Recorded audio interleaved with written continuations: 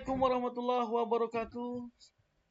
Salam bahagia, salam guru penggerak Bapak Ibu sekalian.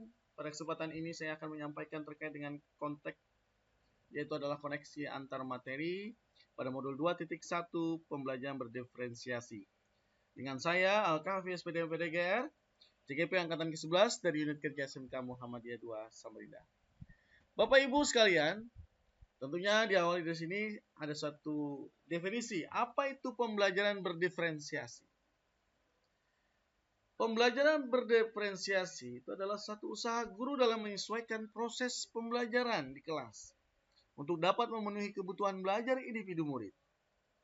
Dan di dalam pembelajaran berdiferensiasi ini adalah pembelajaran untuk mendukung semua murid yang ada di kelas kita. Bapak Ibu sekalian, lalu bagaimana cara untuk dapat melakukan pembelajaran berdiferensiasi di kelas itu ya? Ya, tentunya agar dapat melakukan pembelajaran berdiferensiasi, guru harus ada tujuan. Apa maksudnya? Kita perlu memahami tujuan pembelajaran yang ingin kita berikan ke anak-anak kita. Lalu yang kedua adalah kebutuhan. Kebutuhan, kita harus mengetahui dan merespon kebutuhan belajar murid apa yang mereka perlukan. Kemudian adanya lingkungan. Lingkungan ini bagaimana menciptakan lingkungan belajar murid yang mengundang murid untuk belajar betul-betul mereka terkait dengan pembelajaran. Lalu ada manajemen. Dan guru memang harus melakukan manajemen kelas yang efektif agar pembelajaran di dalam kelas itu bisa lebih maksimal dan siswa tercapai sesuai dengan kebutuhan mereka. Yang terakhir yaitu adalah penilaian, di mana guru harus melakukan penilaian berkelanjutan sehingga step by step guru paham dari setiap ketercapaian yang dicapai oleh setiap murid. Bapak Ibu sekalian, berkaitan dengan kebutuhan belajar murid, guru juga harus memahami 3 aspek berikut, yaitu yang pertama kesiapan belajar murid, ada minat murid, kemudian profil belajar murid. Kita akan bahas satu persatu Bapak. Yang pertama kesiapan belajar murid, di mana mengharuskan guru untuk menilai pengetahuan awal dan menentukan apa yang telah murid ketahui dan di mana murid berada pada setiap pencapaiannya. Lalu yang kedua adalah minat murid, di mana minat setiap anak pasti berbeda-beda. Minat adalah salah satu motivator penting murid untuk terlibat aktif dalam proses pembelajaran. Dengan adanya minat inilah yang membuat siswa itu akan berdampak kepada kebutuhan mereka. Lalu yang ketiga adalah profil belajar murid. Nah, di profil belajar murid ini tentu ada hal yang perlu dikaitkan. Itu pertama tentang lingkungannya, kemudian dengan budayanya, kemudian tentang gaya belajarnya, serta kecerdasan majemuknya. Inilah yang menjadi profil belajar murid. Bapak Ibu sekalian, dari kebutuhan belajar murid dapat diidentifikasi berdasarkan cara-cara berikut ini.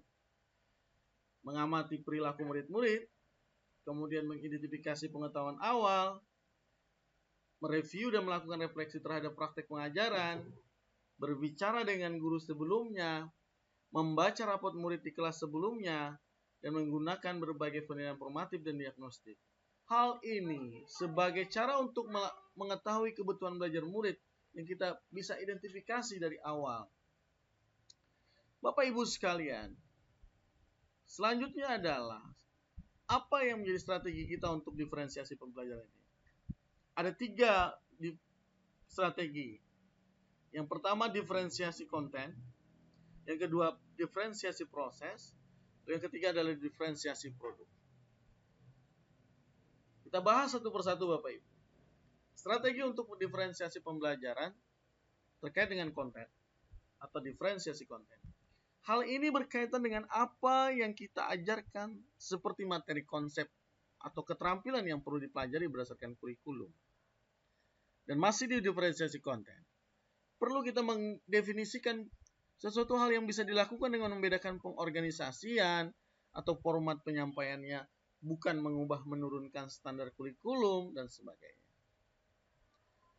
Nah, lalu yang kedua yaitu adalah diferensiasi proses. Di sini kita bisa mengetahui bahwa kegiatan yang memungkinkan murid itu berlatih dan memahami atau memaknai konten dengan cara membedakan proses yang harus dijalani oleh murid. Sehingga kita bisa mengatakan, bisa mendiferensiasikan ini adalah suatu diferensiasi proses. Lalu yang terakhir adalah produk.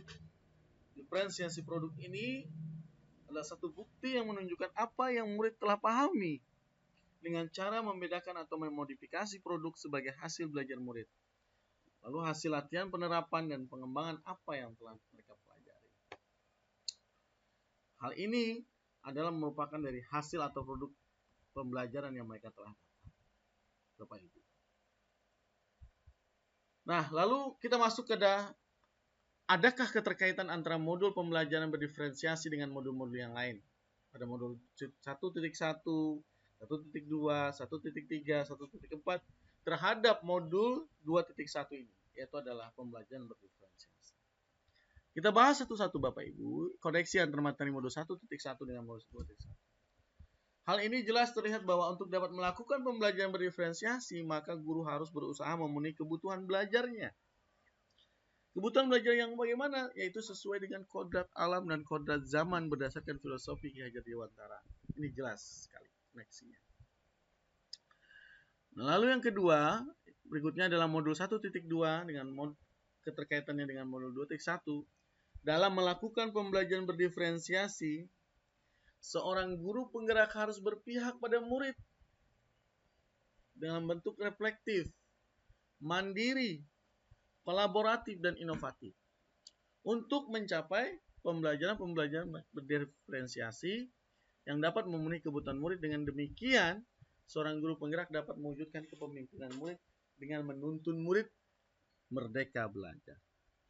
Hal ini sesuai dengan nilai dan peran guru penggerak yang telah kita pelajari bersama-sama.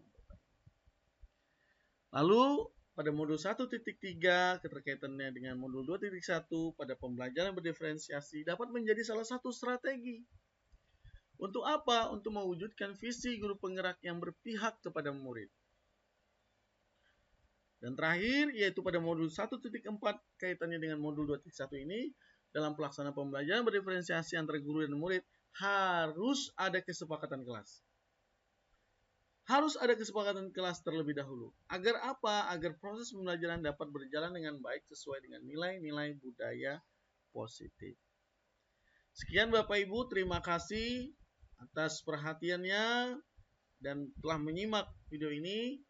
Saya selaku CGP Angkatan ke-11 mengucapkan salam guru penggerak, salam bahagia, bergerak, tergerak, dan menggerakkan. Sekali lagi terima kasih. Wassalamualaikum warahmatullahi wabarakatuh.